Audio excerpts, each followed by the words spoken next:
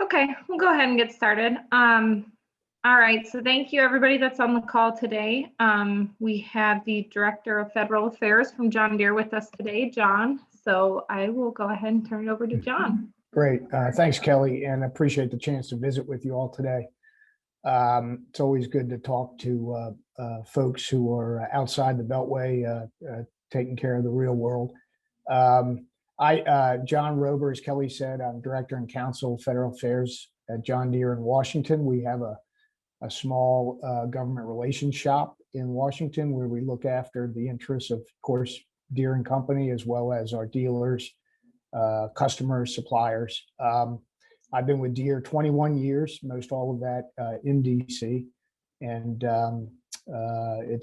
it's been a privilege to represent Deere here in Washington.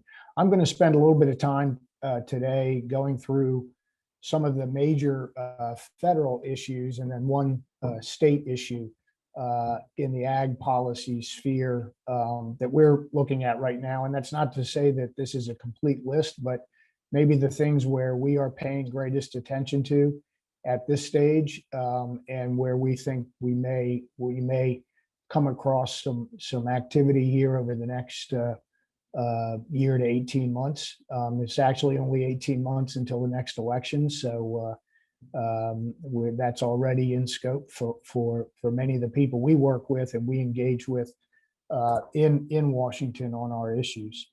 Of course, there are a number of players, and these are all familiar to you. By the way, it's interesting how easy it is to find a picture of these folks pointing a finger.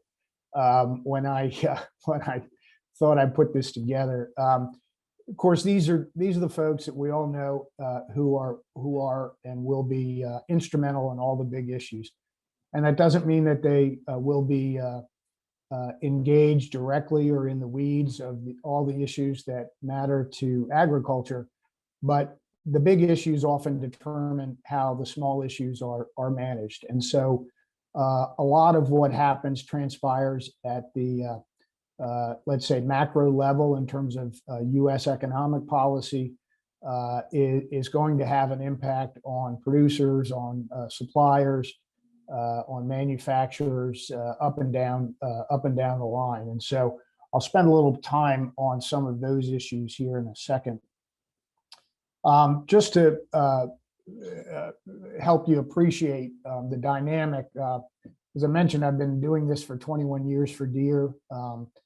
In the 21 years, and actually going back further in my career, we've never had as razor thin a set of margins between the political parties in the Congress as we have today. And just so that you can appreciate the numbers, as you know, in the Senate, there are two independents that caucus with the Democratic Party, which means there's a 50-50 split in the Senate. And so the vice president, in this case, Vice President Harris, holds the deciding vote. And so the margin there really is one vote. Either way could turn an issue.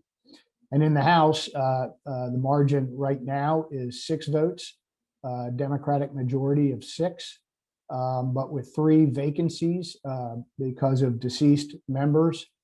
Those 3 happen to be pretty heavily Democratic districts. And so when the special elections occur, they will more than likely be Democratic seats. But that still will leave Democrats with just a 9-vote majority, which means on any vote or any issue brought to the floor of the House, as many or as few as 5 Democratic members can kind of control the outcome if they should decide to break ranks. Now, so far, there's been very little sign of breaking ranks from leadership on the key issues. But we do believe, and I'll talk a little bit about, that there's opportunity on some of the big issues for a centrist bloc of both Republican and Democrat members in both the House and in the Senate to exert some significant influence over the outcome. And those tend to be the kinds of people that we and many in the ag community wanted to work with so that we can actually solve problems and avoid some of the more positions that make it just harder for the two sides to come together. The flavor of things in Washington, as I mentioned, we're looking at extremely close vote margins, which means there won't really be anything that passes. Very few things will pass overwhelmingly. Now, the Biden administration, the White House, has a very ambitious agenda, as you all are no doubt familiar, and they are pressing very hard. I think that, and it's been said, it really is a reflection of the experience that many of the policymakers had in the first years of the Obama administration, when they look back and believe they should have pushed harder, faster for more of the administration priorities in those first 2 years when they also controlled the House and the Senate. So this is a very ambitious agenda. It is already running up, particularly in the infrastructure space, on some resistance from both Democrats and Republicans, but there doesn't seem to be yet any backing away from some of the positions that the White House has been pursuing. We've just had gone through a little bit of Republican infighting, as you've probably seen in the news.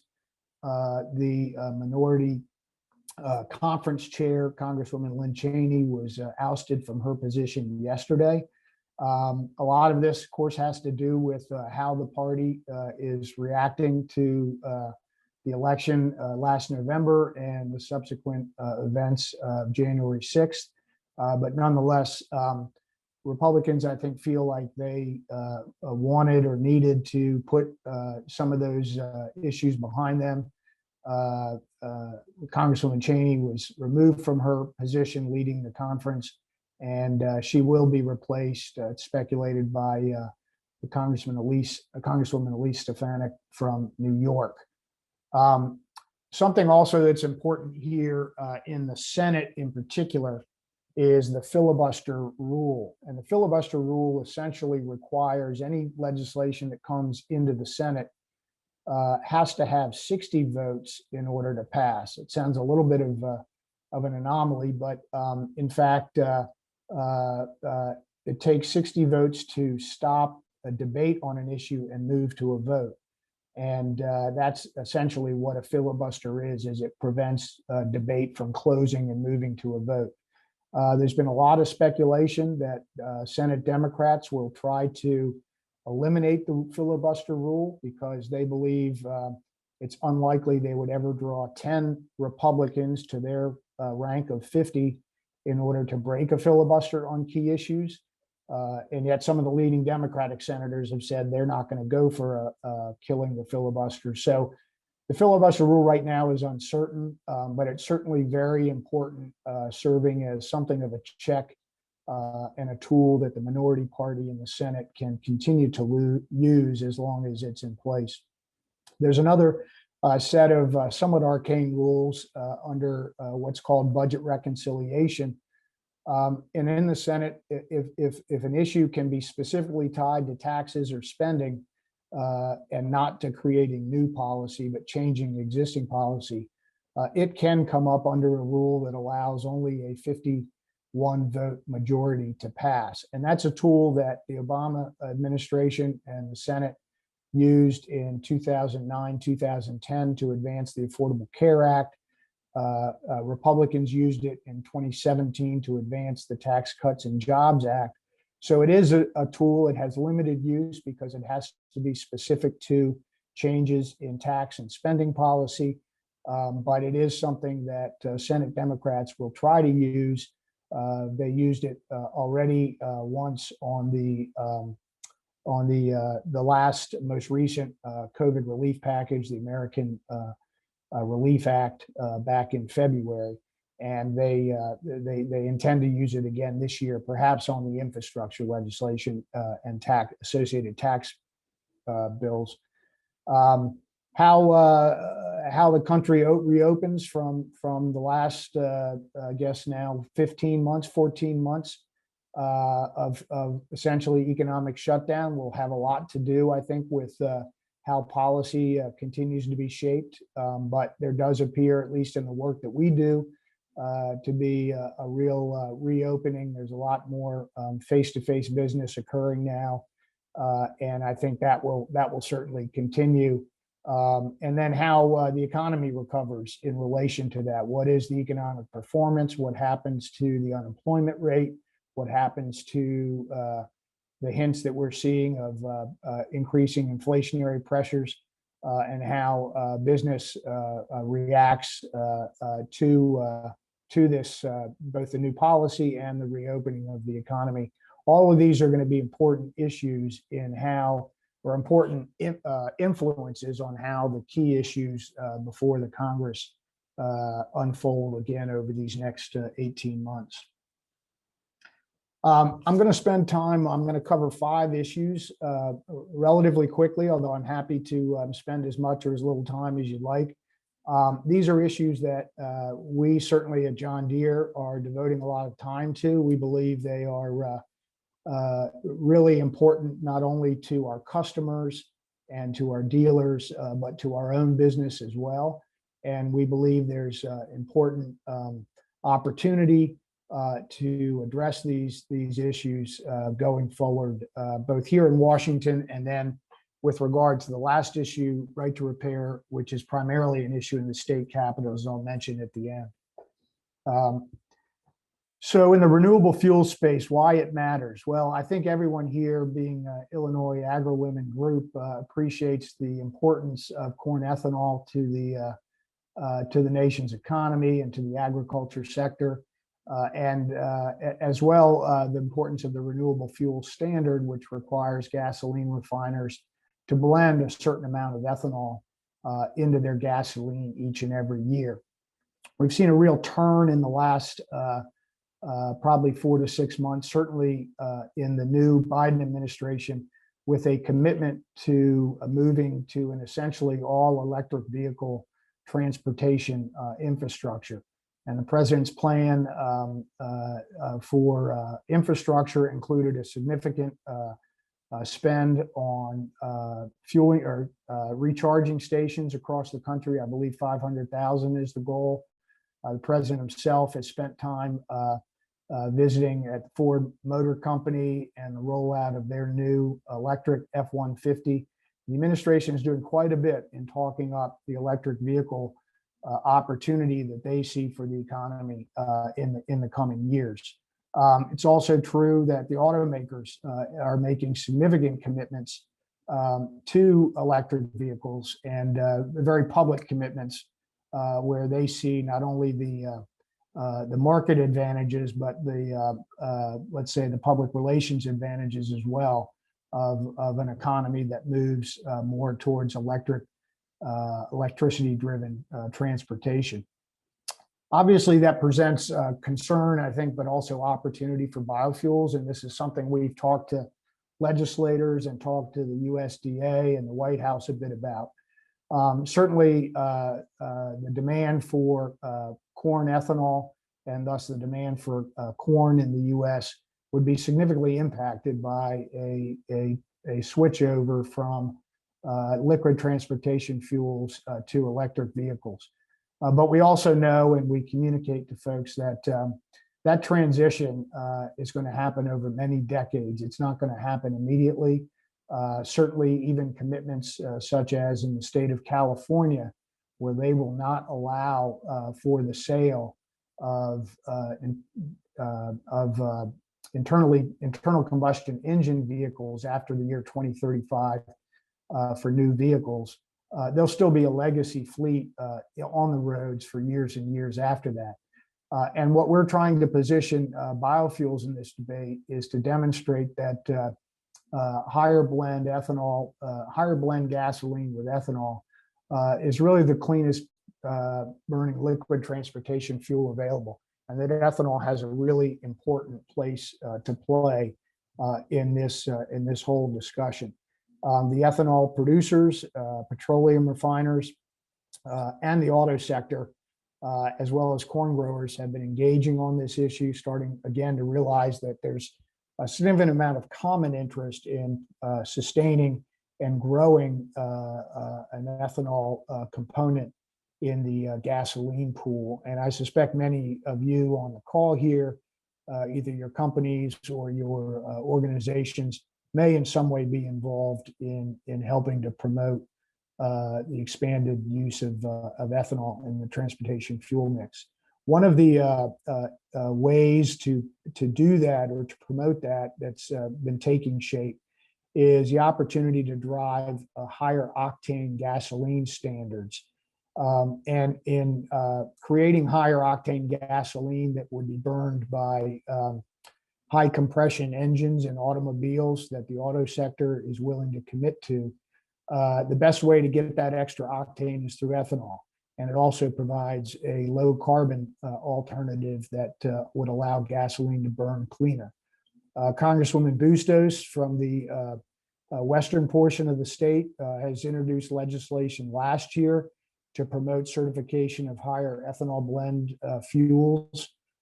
There's also the opportunity this summer through establishment of new fuel economy standards to promote, again, a high octane, low carbon standard. And that's something that we and the corn growers and the ethanol producers are pushing in conversations and in comments. And we expect a proposal to come out sometime this July. That will be probably something that would be available for comment through the rest of the year, and then proposed final sometime probably in 2022. And then the last and probably important aspect in this renewable fuels issue, each year the EPA issues numbers or volumes of ethanol that petroleum refiners are obligated to blend into their gasoline mix. The next ones set for this year are due out to be proposed by June 30th, and we'll be watching that very closely to make sure that the EPA maintains a significant component for ethanol in the gasoline supply, in the blending obligations. They will base that on the previous year's use, and ethanol use last year was down because gasoline use was down because of the economic shutdown, but we'll have to watch that very carefully to see what impacts that has. So renewable fuels, and particularly corn ethanol, is something that we're paying a lot of attention to and will receive a lot of attention here in Washington.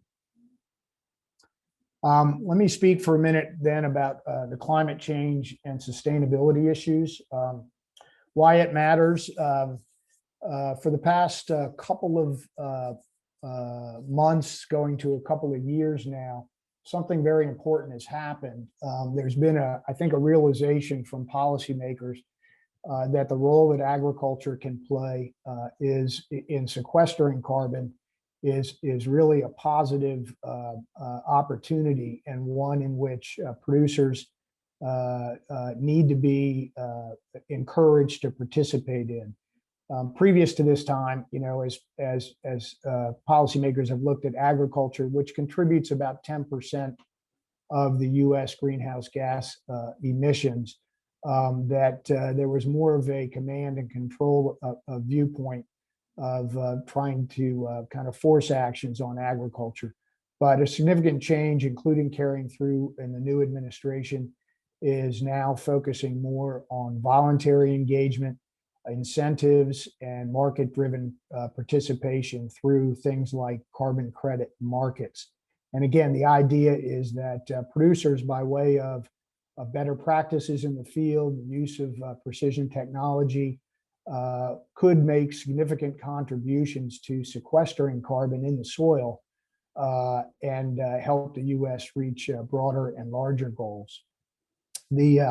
Most of the main producer groups that work out of Washington, the American Farm Bureau, the National Corn Growers, the National Cattlemen's Beef Association, the Cotton Council, and then our own Equipment Manufacturers Association, are working through a group called the Food and Agriculture Climate Coalition to provide recommendations to Congress and USDA on what are some of those practices and how best to incentivize producers to both generate credits through their practices, through cover crops, through better managed use of inputs on the ground, and then take those credits and sell them into private credit markets. So there's a lot of attention around this.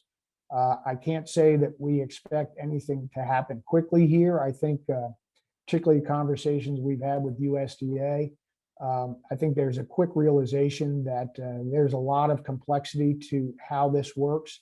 There are many things that are unknown. For example, exactly what methodologies are needed to measure how much carbon is sequestered in the soil, and then how that can be verified, and then who, in fact, would be in a position to do that sort of certification verification of a producer's practices and contributions here. There is a piece of legislation was introduced in just in the last month and has already passed the Senate Agriculture Committee to give EPA the authority to help set up, if you will, a process for defining what the metrics for carbon sequestration should be, how those metrics can and should be verified, and what sorts of certification should be required for third parties to participate in this process.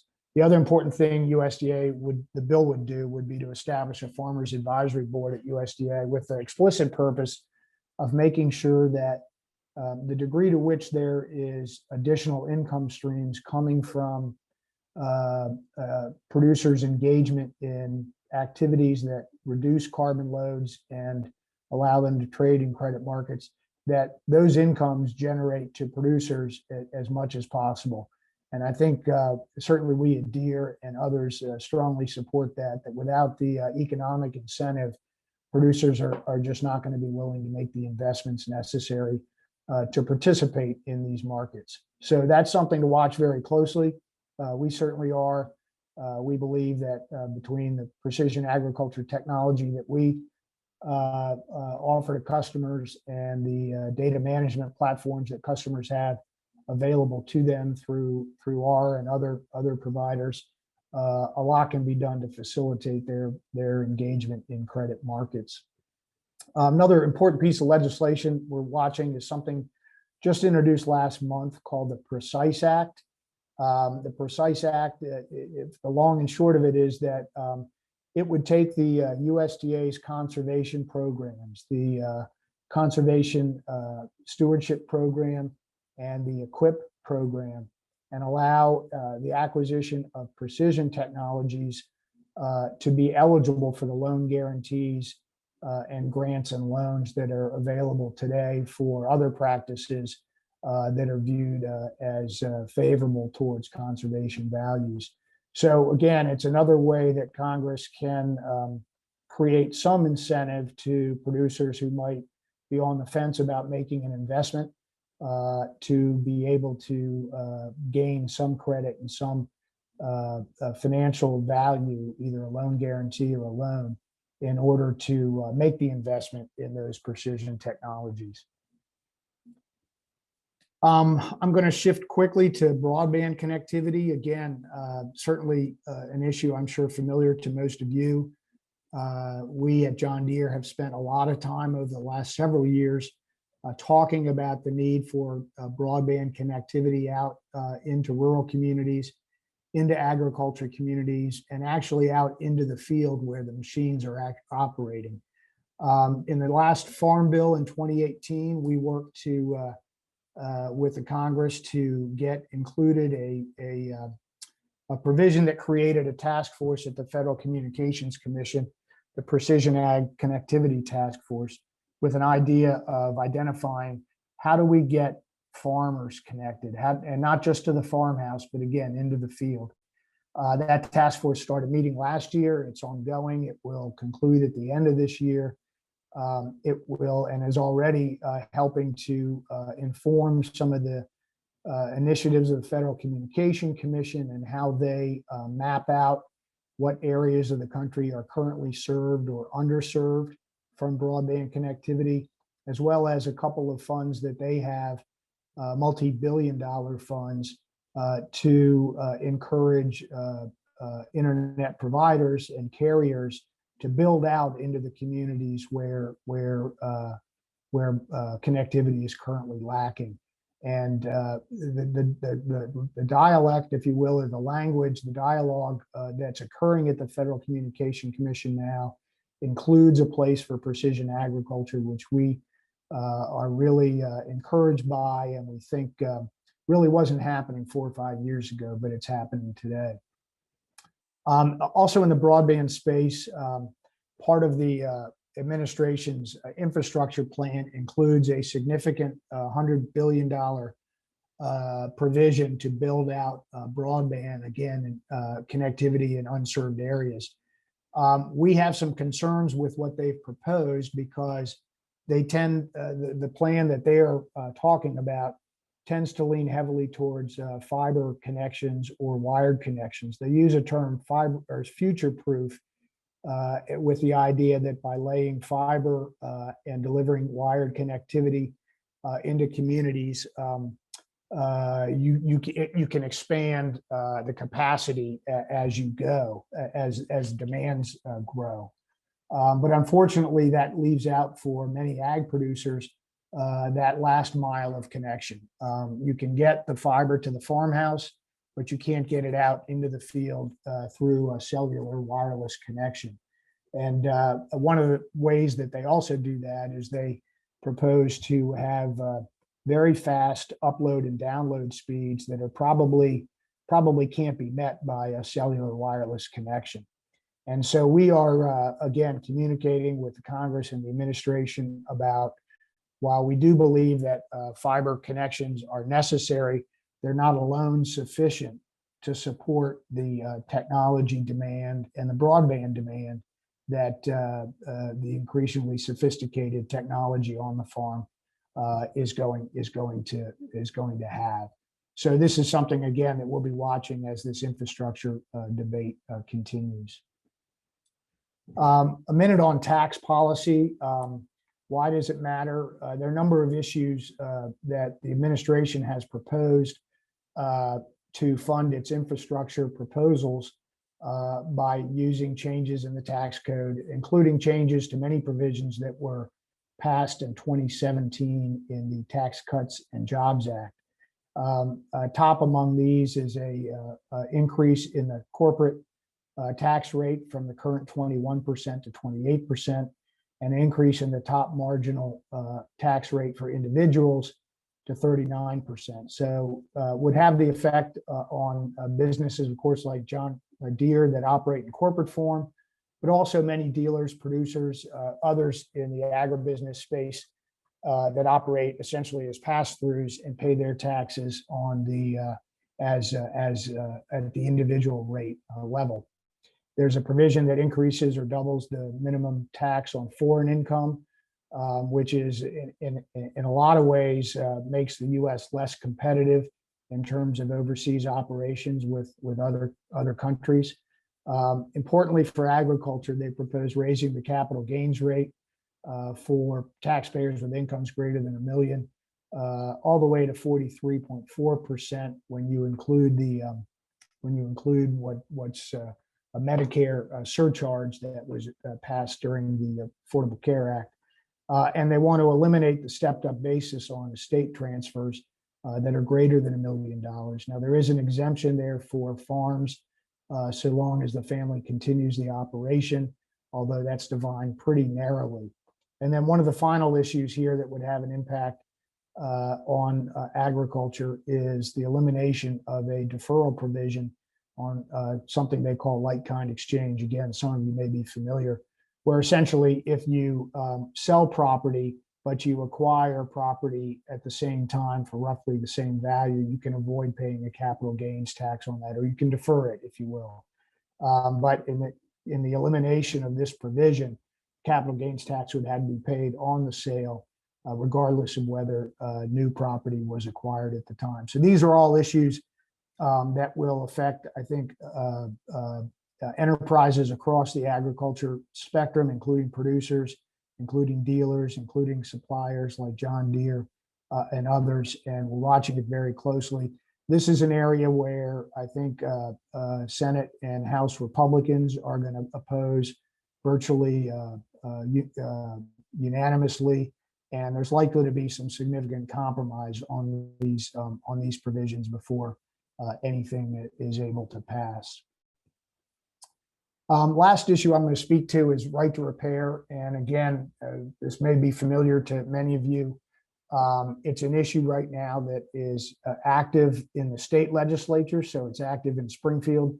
It's been active in Des Moines. It's actually been active in 27 states this past year. The concern, and again, it runs across the spectrum of consumer products that essentially contain any software code, which is almost anything you can buy today. And so it includes cell phones, it includes kitchen products, it includes automobiles, and it includes agriculture equipment. And the concern, and again, it may be some on the call share this concern, is that as the owner of a piece of equipment, there are certain proprietary software on a machine that it cannot be accessed. And in doing so, or in preventing the access by the owner, it forces the owner to have to seek repair work through a certified or an authorized dealer. As I said, introduced in about 27 states. None of the bills have passed, and John Deere is opposed to the bills. Our view is this: we believe that equipment owners certainly have a right to repair the equipment, and we provide, and I'll talk about that, a number of diagnostic tools and materials that enable the owner of a piece of equipment to to conduct about 95 to 98% of the repairs on his own, if that's what he chooses. Our concern is with the right to modify, which often is kind of hidden behind this debate over right to repair. Right to modify the embedded software in the machine. There's a lot of concern that changing the controllers on a piece of equipment can be done to change the emissions controls on a machine and put a machine in violation of EPA regulations. There are operator safety and product safety concerns around playing with different aspects of the machine that are protected through embedded software.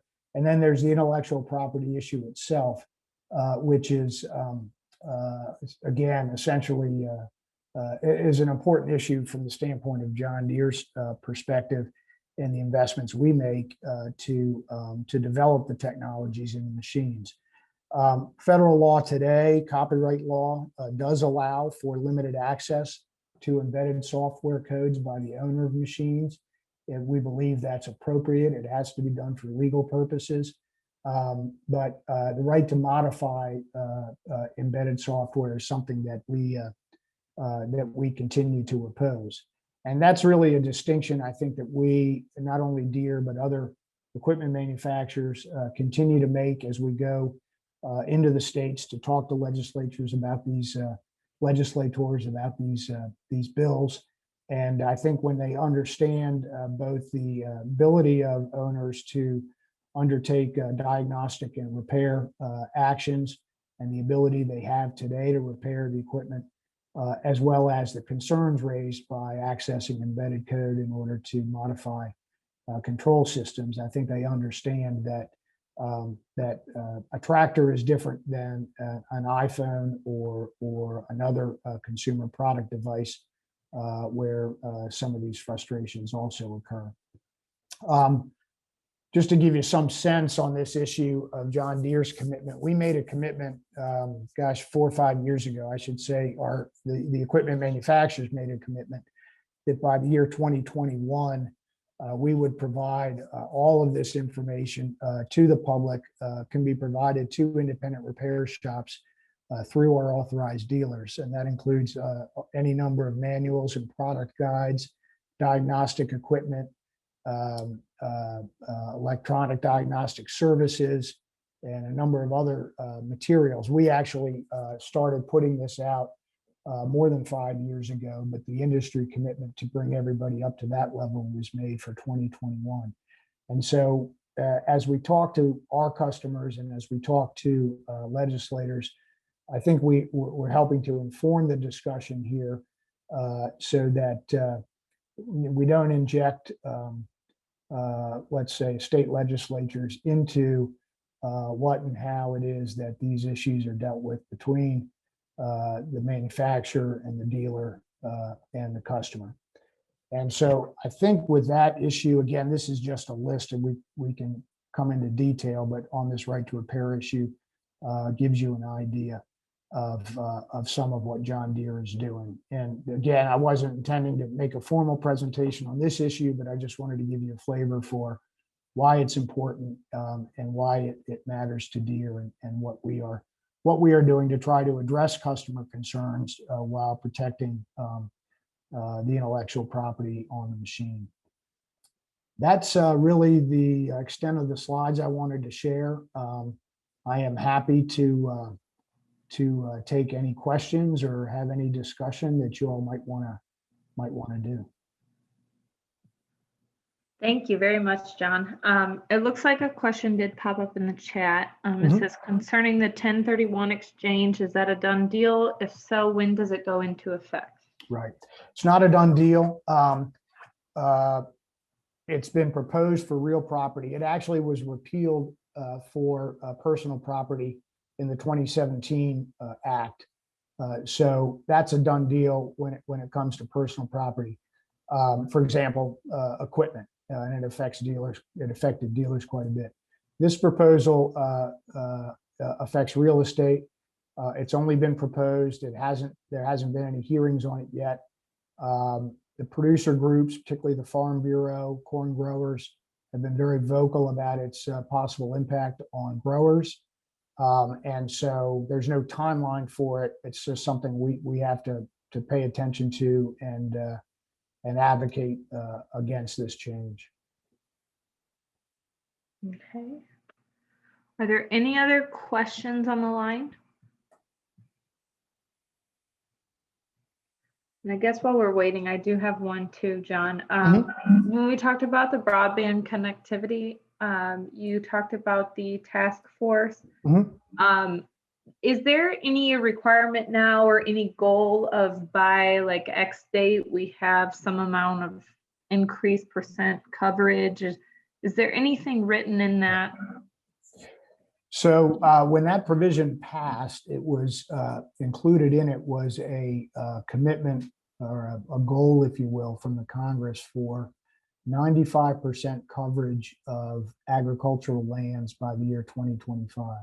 Now that was hugely aspirational, no question about it, and it's not a binding commitment. But we can point to that and say that that the Congress is on record as saying this needs to be done.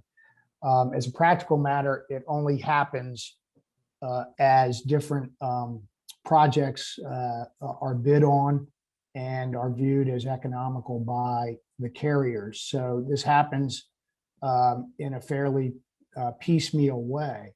And so it's hard to put a timeline on it in reality, but as we continue to, as croplands continue to be included in the definition of unserved area, there are opportunities for carriers to bid on projects that can reach out to those areas because they will have the benefit of the subsidies that are available through the Universal Services Fund. And that's something that hasn't been there before. So there's no question it's going to take time. But the stated goal is 95% by 2025. And I'll bet you. Oh, sorry. Did they publish the number of where they think we're at now? Yeah, I was just going to say, I'm sure that next question is going to be where we're at now. I think what I could say for, and I think what we know within John, we don't know the overall number. What we know from John Deere is how many acres are we call it engaged acres. So if you look at the acreage of our customers and their participation in our systems, we have an idea. We know how many acres that is. I believe, there's about 300 and some million acres of cultivated lands in the U.S. And I think the overall number is somewhere around 100 million acres connected today, somewhere between 100 and 150 million. Okay. So it's about half of what would be necessary. Okay. We got another question that popped up here. Any indication of Democratic resistance to tax proposals? Yeah, there is. A couple of names. Again, if you follow this in the news, you're familiar with Senator Joe Manchin from West Virginia.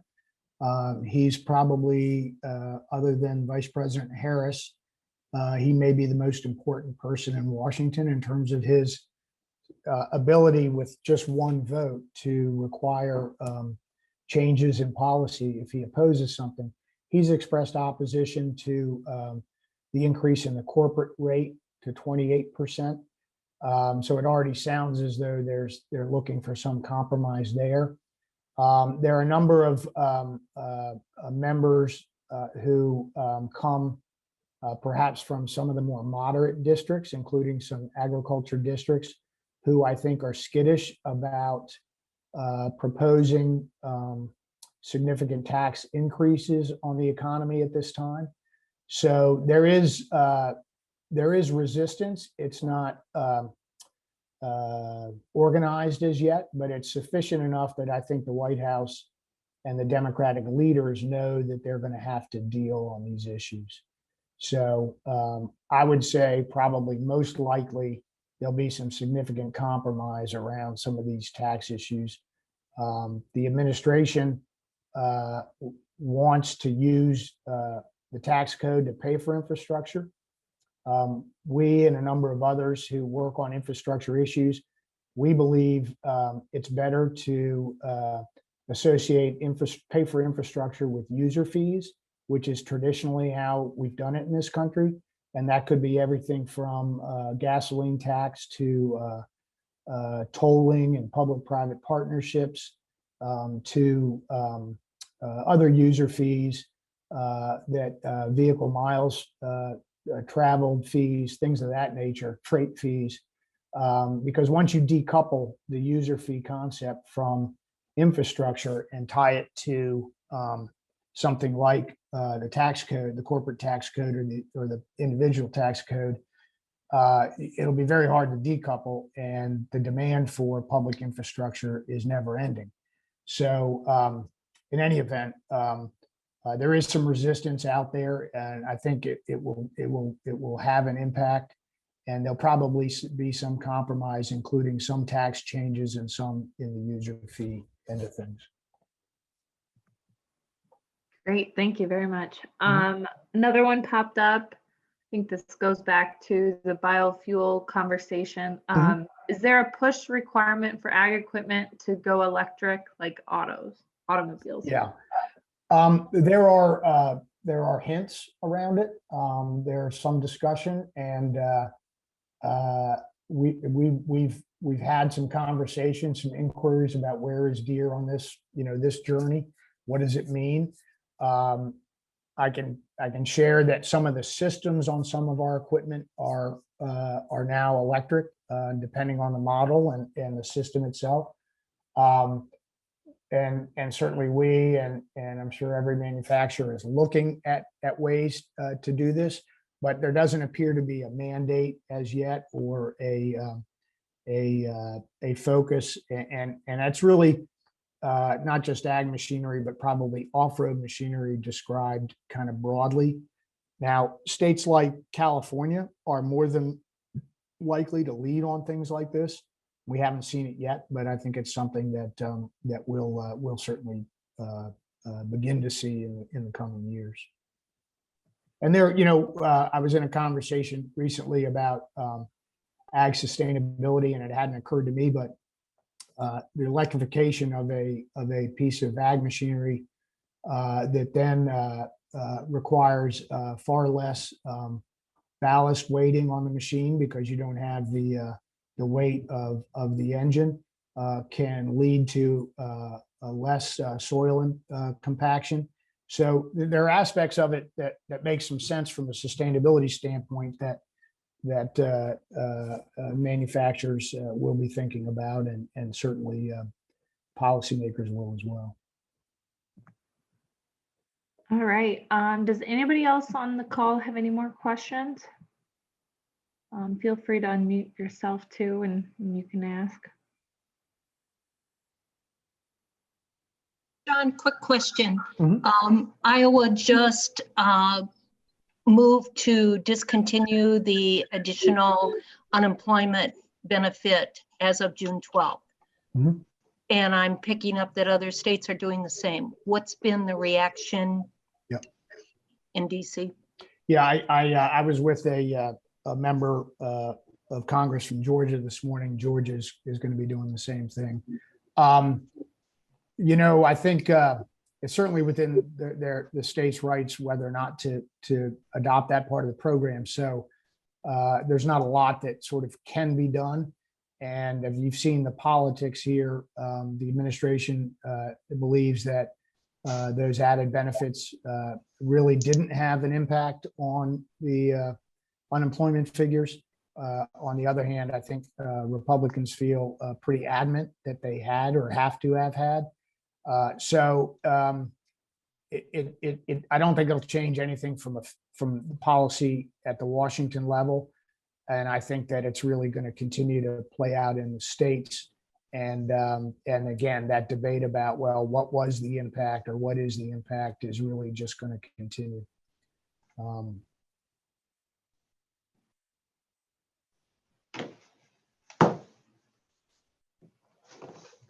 I have a sister that is in the restaurant business, and we've decided that rather than giving 300 to those unemployed, we should give $300 extra a month to those who are employed. Well, that yeah. But the separate from the unemployment money was I guess it's the $1,400 payments that went out, and that went out, I think, indiscriminately to anyone. I think it was $75,000 a year of income or below, and that included plenty of people who were still working. So there was. Then we threw back that if you hadn't been working for 3 months, you didn't get the next one. Yeah. It's a good example of, and it's not the first time, and unfortunately probably won't be the last, but then when policy is made in a rush, with real cause for concern in the economy and the country, but also without perhaps further deliberation and thought, some bad decisions can get made, or at least the unintended consequences aren't well thought through. And we spent as a country last year, we spent close to $4 trillion in COVID relief, and we're well on our way to another I guess another $4 trillion this year if the package moves forward as designed. I don't think it will, but certainly those are some pretty astronomical numbers, and will have impacts that none of us might foresee. John, I have a quick question for you. In regards to the John Deere equipment being compatible with other colors, if you will. I know that I have some customers that have some issues with that. If they have a planter that's one flavor and the tractor is a different flavor, and there's some compatibility issues there. That's something you guys are working on to kind of streamline a little bit? Yeah, we are. And my understanding that a lot of that is being addressed in the new machines that we are producing. And I don't know, Deb, if you might be referring to, older equipment or legacy pieces. But I believe there's an increasing and has been an effort to really try to solve that problem. And I'm not technically capable of discussing it, but it has come up in many conversations, and what I understand is we're sensitive to it and trying to provide ways through it for customers. That's great. Thank you. Sure. Penny, it looked like you put another question down there. She said, could you give us a couple examples of the precision technology that you were referring to? And Penny, I assume you're going back to the conversation on the right to repair? or it No, might be, it was actually on the conservation yep. FSA payments. Yep. Oh, okay, okay. So let me say first that when that bill was written, it was introduced by Congresswoman Ashley Hinson from Northeast Iowa, and we'd had some conversations with her.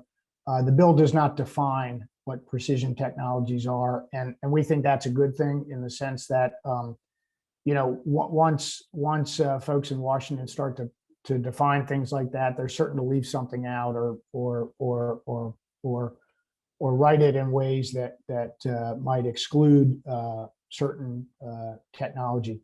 What we think we're talking about is everything from GPS guidance systems, section control, variable rate application technologies, both variable rate seeding and variable rate spraying. We have something called that's in our Combine Advantage. And I'm just speaking of equipment now. I'm not as familiar in the irrigation side or in some other applications on the farm. And there is a list. I'm sorry I don't have it in front of me, but there is a kind of these are the kinds of things we're thinking about.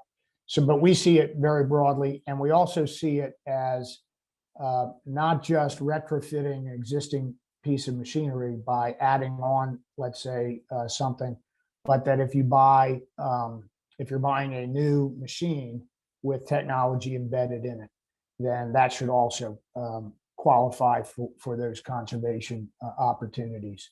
But right now it's, I think, viewed in the broadest terms, and I think we'd like to see it kind of stay that way. I don't know if I answered your question, but we think of it generally as the technology suite that includes both the guidance, the variable rate, and the like. Nope, that does. Thank you. Mhm. All right, any other questions?